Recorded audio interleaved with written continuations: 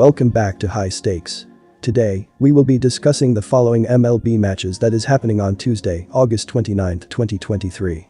We will be providing our team, total and prop picks for the day.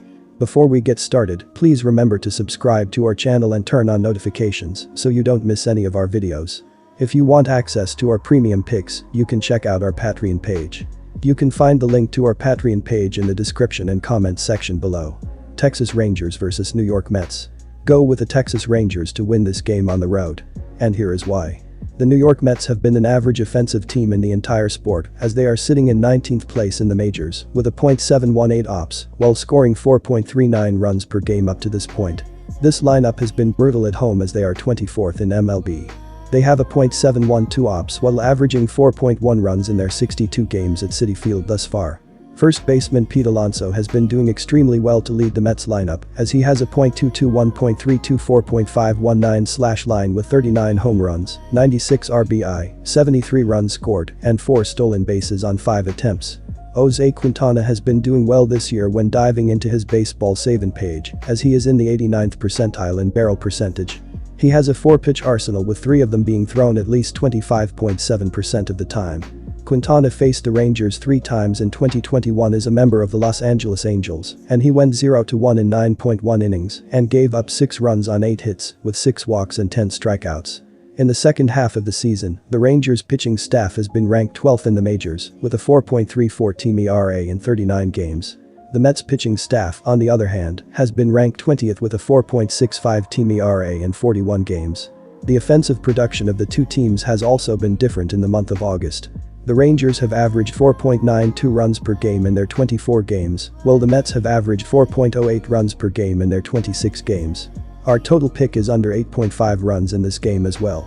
And here is why.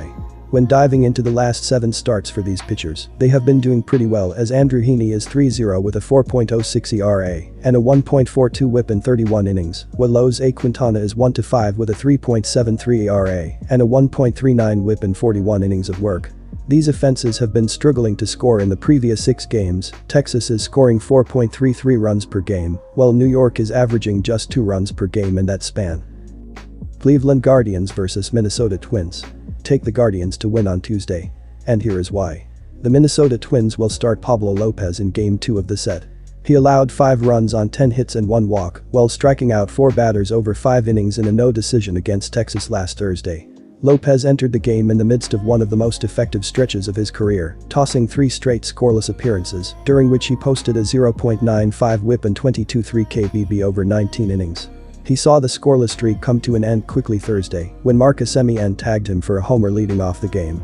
That was one of 3 long balls Lopez served up in the game, and he left after 5 innings, having given up 5 runs and a season-high 10 hits.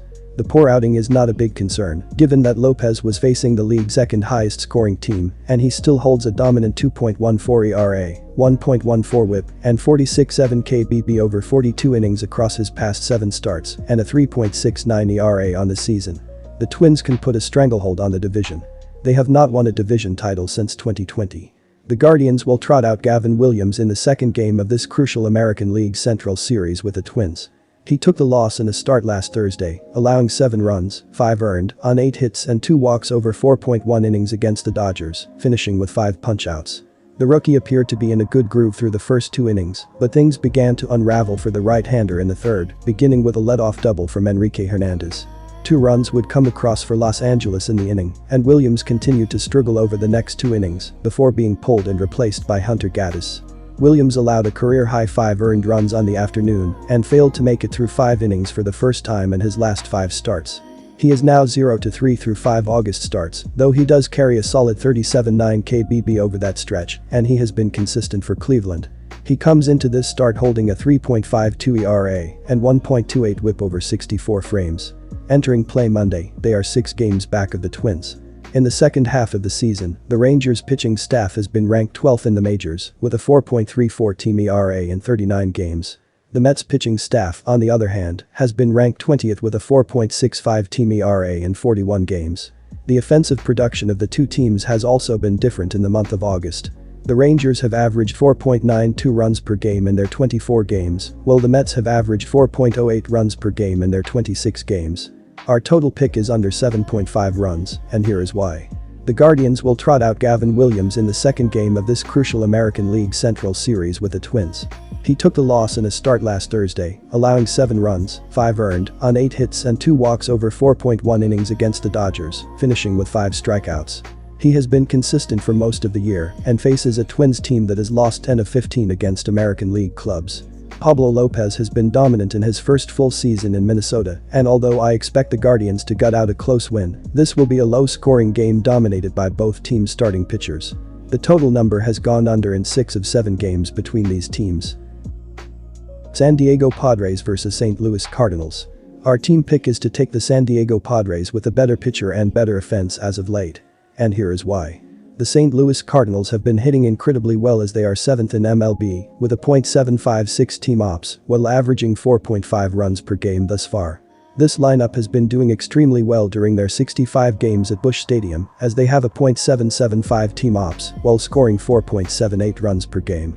Shortstop Tommy Edman has been struggling at the plate as he has a .241, .300, .409 with 11 home runs, 38 RBI, 56 runs scored, and 17 steals on 19 attempts. Zach Thompson has not pitched enough this season to factor into the percentile rankings on his baseball saving page, as he has a 6.4 barrel percentage, 90.2 mph average exit velocity, 44.7 hard hit percentage, and 4.42 ZERA. Thompson has a 4-pitch arsenal: fastball, curveball, cutter, changeup, and his heater has been hit the most, as it has a .316 batting average and a .494 slugging percentage. This will be his career appearance against the San Diego Padres, so it will be interesting to see how he pitches here. The San Diego Padres have been an average offensive team this season as they are 17th in the majors with a .732 team ops while scoring 4.5 runs per game. They have been a decent offensive team on the road as they have a .231, .316, .408 line while averaging 4.63 runs in their 63 road games. Left fielder Juan Soto has been hitting extremely well as he has a .885 ops with 25 homers, 78 RBI, 69 runs scored, and a 109-112 walk-to-strikeout ratio. The two pitchers have had a similar recent track record, with Lugo going 2-2 with a 3.57 ERA and a 12.43 walk-to-strikeout ratio in 40.1 innings, and Thompson going 1-3 with a 3.80 ERA and a 5.26 walk-to-strikeout ratio over 21.1 innings, 3 starts. However, the offenses of the two teams have been much more different in recent games. San Diego has scored 3.77 runs per game in their previous 13 games, while St. Louis has averaged 2.92 runs per game in that stretch. Our total pick is go with under 9 runs, and here is why. The home-road splits for these starting signify runs will be at a premium here, as Seth Lugo is 2-2 with a 3.30 ERA and a .252 opposing batting average in 10 road starts, while Zach Thompson is 2-2 with a 1.40 ERA and a .235 batting average against in 9 home games, 2 starts.